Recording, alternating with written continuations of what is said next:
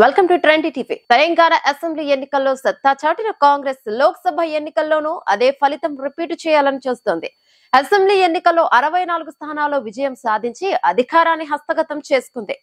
ఇక అధికారం చేపట్టిన దగ్గర నుంచి సీఎం రేవంత్ తనదైన శైలిలో దూసుకుపోతున్నారు. ఇచ్చిన హామీలని అమలు చేస్తూ ప్రజాదరణతో దూసుకుపోతున్నారు. ఈ క్రమంలో వచ్చే లోక్సభ ఎన్నికల్లోనూ కాంగ్రెస్ తెలంగాణలో మెజార్టీ స్థానాలు గెలిచేలా అడుగులు వేస్తుంది.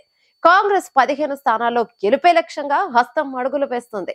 ఈ నేపథ్యంలో బీజేపీ, బీఆర్ఎస్ లోని కొంతమంది కీలక నేతలు కాంగ్రెస్ వైపు చూస్తున్నారు.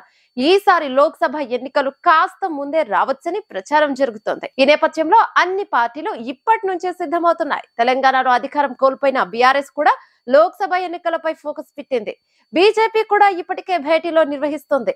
ఇదే సమయంలో కాంగ్రెస్ కూడా బలమైన అభ్యర్థులని బరిలో దించే ప్రయత్నం చేస్తుంది.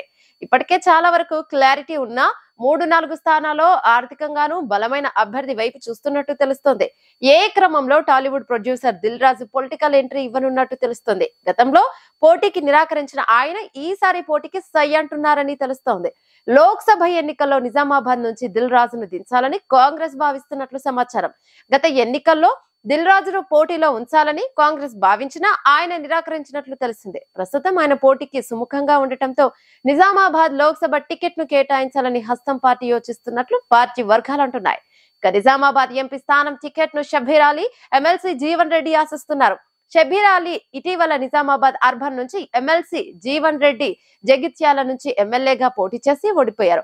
అయితే వారికి ఏదో ఒక రకంగా న్యాయం చేస్తామని దిల్ రాజు బరిలో ఉంటారని రాష్ట్ర పెద్దలు పేర్కొంటున్నట్టు తెలుస్తుంది. దీనిపై త్వరలో క్లారిటీ ఇచ్చే ఛాన్స్ ఉంది. ఈ వీడియో మీకు నచ్చినట్టయితే లైక్ చేయండి, షేర్ చేయండి, కమెంట్ చేయండి, సబ్స్క్రైబ్ చేయండి.